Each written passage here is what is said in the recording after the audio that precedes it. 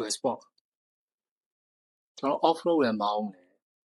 on road လည်းမောင်းတယ်ပေါ့နော် US Sport လို့ခေါ်တယ်ဒီကောင် ABS ပါလာတယ်ခါမှမကြောက်ဘူးပြီးတော့နောက်တစ်ခု Super Moto ABS ပါလာတယ်ခါမှမကြောက်ဘူးဒါပေမဲ့အခုတော့ကြောက်ဘူးပေါ့နော် Okay ကျွန်တော်တို့ Suzuki ရဲ့ DRZ 400ပေါ့နော်သူ series ဒီ2025မှာupdate ဖြစ်သွားပြီဒီကောင်ကဘယ်တော့မှစလဲဆိုတော့တက်က2000ပြည့်နှစ်ကနေစလာသူရဲ့ဟိုဘယ်လိုပြောမလဲဒီ reputation ကလည်းမနည်းဘူးเนาะတောက်လျှောက်သူထုတ်လာတာဘယ်လိုဟို carburetor နဲ့ပဲသူတောက်လျှောက်သူထုတ်လာတာပေါ့เนาะနှစ်ပေါင်းဝင်20ကျော်တယ်ဆိုတော့ carburetor နဲ့ထုတ်တာကကျွန်တော်တို့အခုနောက်ပိုင်းမှာဒီကျွန်တော်တို့ဥရောပကဒီ Euro 5 Plus က carburetor နဲ့ကလုံးဝအဆင်မပြေဘူးလုံးဝမရဘူးဥရောပမှာ carburetor ဘေးကလုံးဝမရှိတော့ဘူးဗျာသိလားမလားအဲ့လိုဟိုပြိုင်ဘိန်းတွေပေါ့ပြိုင်ဘိန်းဆိုတော့ကျွန်တော်တို့ဟိုစားကတ်တွေထဲပဲ truck တွေထဲပဲမောင်းရမယ်အဲ့ဒီဘိန်းတွေကြတော့ carburetor နဲ့ဟိုတူးဆုပ်တွေတော့ဗျာတူးဆုပ်တွေတော့ carburetor နဲ့ရှိတယ်ဆိုတော့ဒီလမ်းမပေါ်မှာကျွန်တော်တရားဝင်စီးဖို့က carburetor ဘိန်းကမရှိတော့ဘူးဗျာဥရောပမှာလေသိလားမလားကျွန်တော် Euro 5 Plus ဆိုတော့နည်းတာမဟုတ်ဘူးဒီနောက်ပိုင်း EFM ဘိန်းတော့မှ Euro 5 Plus ကိုသူဟိုမညီကြဘူးပေါ့နော်အဲ့လိုမျိုးဆိုတော့ဒီ Suzuki ကလည်းဒီကောင်ကိုသူကပြောင်းပြီဒီဥရောပတိုင်းမှာသူကရောင်းရဖို့အတွက်ကိုသူကပြောင်းလိုက်တာသူ့ရဲ့ reputation က block ကောင်းလဲဆိုတော့ဒီတောက်လျှောက် carburetor နဲ့ထုတ်လာတဲ့အတွက်ကြောင့်သူကဥရောပတိုင်းမှာမရောင်းရဘူးဒါပေမဲ့လည်းသူထုတ်နိုင်တယ်ဘာဖြစ်လို့ထုတ်နိုင်လဲဆိုတော့သူရောင်းရလို့ထုတ်နိုင်တယ်ပေါ့ဗျာဒါတော့ရှင်းနေတာပဲဘယ်နေရာတွေရောင်းရတယ်ဆိုတော့ကျွန်တော်တို့အမေရိကတိုက်တွေရောင်းရတယ်အမေရိကတိုက်နဲ့တိုက်လို့သူရောင်းရတယ်ပြီးလို့ရှိရင်အာရှတိုက်သူရောင်းရမယ်အာဖရိကရှိသေးတယ်ပြီးရင်ကျွန်တော်တို့ဩစတြေးလျရှိမယ်ဗျာနယူးဇီလန်ရှိမယ်ဒီကောင်ဒီဟိုဘယ်လိုပြောမလဲပုံမှန်လင်းပြောရလို့ရှိရင်ကျွန်တော်တို့ဒီဥရောပတိုက်ကလွဲလို့ရှိရင်ကျန်တဲ့နေရာတွေအားလုံးရောင်းရတယ်ဗျာအဲ့ဒါကြောင့်သူ့ရဲ့ဟိုဈေးကွက်ကပျောက်မသွားတာအဲ့ဒါကြောင့်ဆိုတော့ဒီနှစ်ကတော့2025မှာတော့သူလုံးဝပြောင်းပြီအဲ့လိုမျိုးကျွန်တော် engine ကိုကြည့်အောင် engine ကမပြောင်းဗျာအရင်အတိုင်းပဲသူက DOHC ပေါ့နော် double overhead cam liquid cooled single cylinder 4 valve ပြီးလို့ရှိရင် volume က 398cc ဘိုးက收ကလည်းမပြောင်းဒီကောင်အစတည်းကအဲ့ဒီ收လမ်းတူတဲ့ကောင်short engine ပေါ့နော်အဲ့ကောင်မပြောင်း compression ratio ကလည်းလေးပြောင်းသွားတယ် 11.1:1 ဖြစ်သွားတယ်ရော့သွားတယ်ပေါ့နော်အရင် carburetor version နဲ့ကောင်က 11.3:1 ရှိတယ်ပြင် carburetor version နဲ့ကောင်ကလည်းနည်းနည်း compression ratio လေးနည်းနည်းမြင့်တယ်ဆိုတော့ level လောက်ရှိတဲ့ဟိုဟာ level လောက်ကကျွန်တော် AC ဒီ92သုံးလို့ရတယ်ဗျာတဲ့မှာ95တော့သုံးဆောင်လို့ဒီကပြောင်းသွားတာcarburetor နေရာမှာကျွန်တော်တို့ fuel injection ဖြစ်သွားတယ်ပြီးရင် ignition ကသူက dual ignition plus နှစ်ခုတုံထားတယ်ဒီကအဲ့ဒီနှစ်ခုချောင်းပေါ့နော်အဲ့ဒီ fuel injection ဖြစ်သွားလာရဲ့plus နှစ်ခုတုံးလိုက်တာရဲ့ပြီး catalytic converter ရှိသေးတယ်အဲ့မှာ exhaust gas တွေကမှထပ်ဖြတ်အောင်မယ်ဆိုတော့ဒီဟာတွေနဲ့ပေါင်းလိုက်ရင် Euro 5 Plus ကဟိုမကန့်ညီစရာအကြောင်းမရှိဘူးပေါ့နော်အဲ့လိုဖြစ်သွားတော့ဒါ engine ပိုင်းပေါ့နော် engine ပိုင်းကျွန်တော်တို့ဆိုတော့ထွက်တဲ့ power ကိုကြည့်လို့ရှိရင်38 HP ထွက်တယ်ထွက်တဲ့ RPM 8000 RPM ပေါ့နော်အရင် carburetor version နဲ့ရှင်းလိုက်လို့ရှိရင် carburetor version မှာကသူက40 HP ထွက်တယ်ထွက်တဲ့ RPM က6500 RPM ပေါ့ဆိုတော့ကျွန်တော်တို့ဒီ ES ကားနဲ့ပြောရမယ်ဆိုရင်အရင် carburetor version ကမောင်းရလာတယ်နည်းလေးစီးပတ်မှရှိနေတယ်ဆိုတော့ကျွန်တော်တို့ electronic ဘိုင်းသွားရအောင် electronic ဘိုင်းမှာပါရှိလဲဆိုတော့ဒီကောင်က right man ပါဗျာလုံးဝဒီ lever ကျိုးကတော့ဟို cable တမျိုးကျိုးမဟုတ်တော့ဘူးဒီကောင် right man ပါဖြစ်သွားတယ်ပြီး riding move ပါလာတယ် riding move က3မျိုးပါလာတယ် level 3ခုပေါ့ traction control လည်းပါလာတယ် traction control ကြတော့သူက4ခုအဓိကဒီကျွန်တော်တို့ပြောစရာရှိတာဘာလဲဆိုတော့ ABS ပဲဗျ ABS ကိုဘာကြောင့်ထည့်ရတာလဲဆိုရင်အဓိကတော့ကျွန်တော်တို့ဒီဥရောပတော့ပဲဥရောပတိုင်းမှာကကျွန်တော်တို့ဆိုင်ကယ်ကဟို 100cc နဲ့အထက်ဆိုလို့ရှိရင် ABS ပါရမယ် ABS မပါလို့မရအောင်အဲ့လို 100cc ပေါ့နော်ဆိုတော့ UK နဲ့နည်းနည်းလေးကွဲသွားတယ် UK ကြတော့ 125cc အထိကို ABS မပါလဲရသေးတယ် 125cc အထက်ဆိုရင်တော့ ABS ပါရမယ်အဲ့လို UK ကအဲ့လို UK က EU ထဲမှာပါဘူးဒီကောင်ခွဲထွက်သွားတာဆိုတော့အဓိကအဲ့ဒါကြောင့်သူကဒီ ဥရောပတိုက်မှာရောင်းချင်လို့သူကဒီEF5 ပြောင်းလိုက်တယ်ပြီးလို့ရှိရင် ABS ကိုပြောင်းလိုက်တာသူက ABS မှာကသူကနည်းနည်းထူးခြားလာတယ်ဒီ ABS မှာပါတယ်ဗျဘာဖြစ်လဲဆိုတော့သူက US Sport ဖြစ်တာဗျာ US Sport ဖြစ်တဲ့အတွက်သူကဒီကျွန်တော် off road လည်းမောင်းမယ်ပြီးလို့ရှိရင် on road လည်းမောင်းမယ်ပေါ့နော်ဆိုတော့ဒီ US Sport version မှာ ABS ကိုသူကဘယ်လိုတက်ပေးထားလဲဆိုတော့ level 3ခုသူကတက်ပေးထားတယ်တစ်ခုကရှေ့ဘိန်းရောနောက်ဘိန်းရော ABS on ထားမယ်နောက်တစ်ခုကျတော့ရှေ့ဘိန်းတစ်ခုပဲ on ထားမယ်နောက်ဘိန်း off ထားမယ်နောက် level တစ်ခုကျတော့တစ်ခုကတော့ဒီ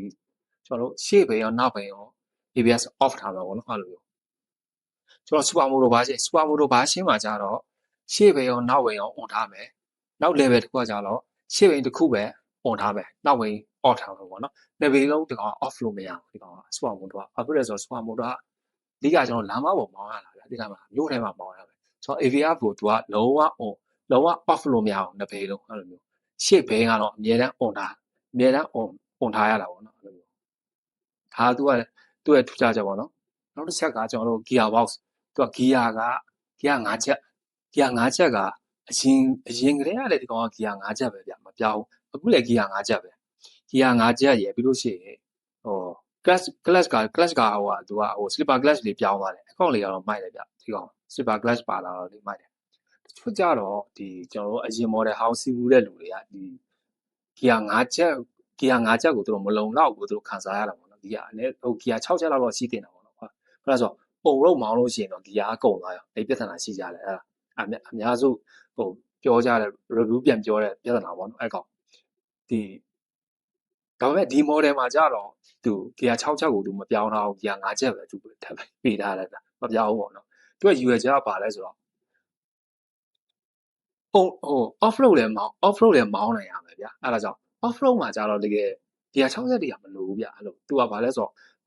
volume ကြီးတယ်ဗျအင်ဂျင်က single cylinder အနေနဲ့ volume ကြီးတယ် single cylinder volume သေးတဲ့ကောင်တွေဥပမာ 250cc လောက်ဆိုရင်ဒါ gear 6ချက်လောက်ပါတင်တယ်ဘာလဲဆိုတော့သူက gear box နဲ့သူကpower ကိုပြန်speed ကိုပြန်ဆွဲတင်ရတာလေအဲ့ဒါကြောင့် gear များများပါတင်တာပေါ့နော်ဒီကောင်ကြ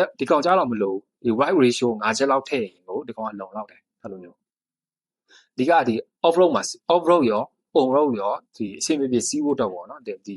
ကအဲ့ဒီ gear 5ချက်ပဲပေးထားတာလို့မျိုးဒီထက် speed တက်ချင်တော့ကိုယ့်ကိုပြန်ပြောင်းသွားရမယ်ဘာလို့ဆိုတော့ final drive တွေပြန်ပြောင်းသွားရမယ်ဗျာကျွန်တော်တို့ stage sport က now sport ကအဲ့ကောင်တွေအဲ့ဒီ ratio တွေပြန်ပြောင်းသွားရမယ် speed ပိုတက်လာပါတော့ဆိုတော့နောက်ချက်က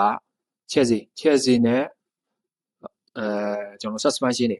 Chelsea ကလည်းအသစ်ဒီကောင် twin spar ပေါ့နော်အဲ့ဒီ steel frame သုံးထားတယ်ဒီအနောက်ကကျွန်တော်တို့ passenger တင်တဲ့နေရာလေးကအလူမီနီယံ sub frame တွေဒါတော့တော်တော်များသိကြပါလဲ suspension တွေကကျွန်တော် KYB ပဲသုံးလား KYB suspension တွေရှိအောင်နောက်ရောကျွန်တော်suspension travel ကျွန်တော်ဆက်တလောက်မှကစားနိုင်တော့ပေါ့နော်သူကဒီချိန်လို့ရတာတွေကထုံးစံတိုင်း3မျိုးပါလာတယ် compression ရယ် rebound ရယ် preload ရယ်ပါလာတယ်ပေါ့နော်ဒါတော့ထုံးစံတိုင်းတူပါလာတာနောက်တစ်ချက်ကကျွန်တော်တို့ weight ကိုကြည့်အောင်ပေါ့နော် weight ရယ် power ရယ်ကျွန်တော်တို့ ratio ကိုကြည့်ရမှာ weight ကဒီကောင်ဘယ်လောက်လေးလဲဆိုတော့ပေါင်330ပေါင်340အဲ့လောက်လေးတာပေါ့နော်ဒါစီအပြည့်ဖြည့်တာပြီးသားချင်းနေဆိုတော့ကျွန်တော်တို့ဘယ်လိုပြောမလဲဘာနဲ့နှိုင်းရှင်းလို့ရမယ်ဆိုတော့ကျွန်တော်တို့စီးနေကြဘင်းရှိတယ်ဗျာအဲ့ဒီကောင်က Honda CRF 250ဒီကောင်းဆိုရင်ကျွန်တော်က320ပေါင်320လောက်လေးတယ်ပြီးလို့ရှိရင်24 HP လောက်ထွက်တော့ပေါ့နော်အဲ့ဒီကောင်လည်းကျွန်တော်တို့နည်းနည်းနှိုင်းရှင်လို့ရတယ်ဒီကောင်ကတော့အလူများတို့စီးဖို့နေကြတယ်ဆိုတော့ဒီကောင်းမှာကြာဒီ Suzuki မှာကြာတော့power က38 HP ပြီးလို့ရှိရင်အလေးချိန်က340ပေါင်ပေါ့နော်ဆိုတော့ကိုကနည်းနည်းနှိုင်းရှင်လို့ရပါပြီအဲ့လိုမျိုးဆိုတော့ carburetor နဲ့နည်းနည်းဘာကွာလဲပေါ့နော် carburetor နဲ့အခု EF5 model နဲ့တချို့ကြတော့ဗျာအဲ့ဒီကျွန်တော် carburetor model ကိုပဲကြိုက်ကြတဲ့လူတွေရှိတယ်ဘာလဲဆိုတော့ဒီကောင်က carburetor ပြတ်လို့ရှိရင်ပြင်ရလွယ်တယ်ဗျာကိုကနည်းနည်းပါတိထားလို့ရှိရင်ကိုယ်တိုင်ကလိလို့ရတယ်ဥပမာ carburetor လေးဖွင့်လိုက်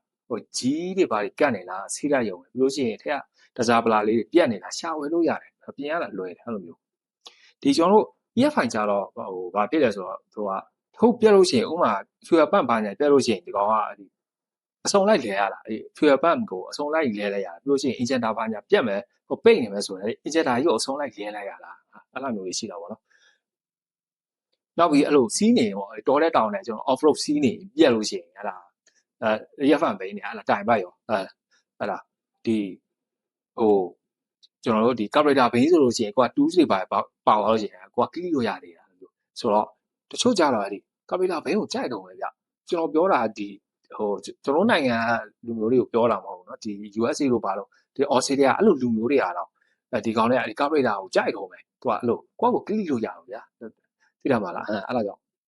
ဆိုတော့အဲ့ဒီဘိုင်းလေးနည်းနည်းတော့ကွာလိုက်မယ်ဆိုတော့ဒီကောင်က EF5 ကနည်းနည်းဘယ်လိုပြောမလဲဟိုကာဗရေတာဘာရှင်းနဲ့ဆိုင်ပါတော့နည်းနည်းလေးလျှော့သွားတယ်ဟို 2HP လောက်ပဲလျော့သွားတာဒါပေမဲ့ဟို performance ကဘာလေးဖြစ်လာနိုင်ပေါ့နော်ဘာလေးဖြစ်လာနိုင်လဲဆိုတော့ကျွန်တော်ထင်တယ်လို့ပေါ့ကျွန်တော်သိရသလောက်တော့ဒီလိုရှိမူကတော့ကုမ္ပဏီတွေကဒီ exhaust performance exhaust aftermarket exhaust တွေသူတို့ကထုတ်တော့မှာပဲmuffler ပဲဖြစ်ဖြစ် full set ပဲဖြစ်ဖြစ်သူတို့ကထုတ်တော့မှာနောက်တစ်ခုရှိသေးတယ်ဗျအဲ့ဒါဘာလဲဆိုတော့ကျွန်တော်3 button controller ဆိုတာရှိတယ်ဒီထုတ်လေး3ခုပါတယ်ဗျာfuel controller လေးဒီကောင်လေး CR မှာလည်းသုံးတယ် WR full stroke တွေမှာလည်းသုံးတယ်ဒီကောင်လေးအဲ့ဒီကောင်လေးလည်းထွက်လာနိုင်တာပေါ့နော်အဲ့ဒီ3 button controller နဲ့ကျွန်တော်တို့ဒီ exhaust ပေါ့နော်ဒီ performance exhaust နဲ့တွဲလိုက်လို့ရှိရင် horsepower ကထပ်ကိုထွက်လာတယ်လို့ပြောဆိုတော့ဒီကောင်လည်းနောက်ထပ်ထွက်လာနိုင်တာပေါ့နော်အဲဆိုတော့နောက်ဆုံးကျွန်တော်တို့ဒီကောင်ချုပ်တဲ့အနေနဲ့ကျွန်တော်တို့ပြောရရင် Suzuki ကသူ့ရဲ့ဒီ DR ဇက်ကိုဥရောပတိုက်မှာပါသူကရောင်းချင်လို့အဲ့ဒီ EF5 နဲ့ကျွန်တော်တို့ ABS ကိုသူကတက်လိုက်တာအဲ့လိုဒီကျွန်တော်တို့ဒီ electronic ဘိုင်းမှာ right by wire ရဲ့ဒီ riding mode တွေရဲ့traction control ရဲ့ပြီး ABS က on off လုပ်လို့ရတာလေအဲ့ဒါကြီးကြတော့ဘယ်လိုပြောမလဲဒီဈေးကွက်မှာဟိုရောင်းကောင်းအောင်ပေါ့နော်ရောင်းကောင်းအောင်ပြီးလို့ရှိရင်rider တွေအတွက်ဟို choice ပုံများအောင်သူကကုမ္ပဏီအဲ့လိုလုပ်လိုက်တာဆိုတော့ဒီဟာကဒီလောက်ပဲဗျ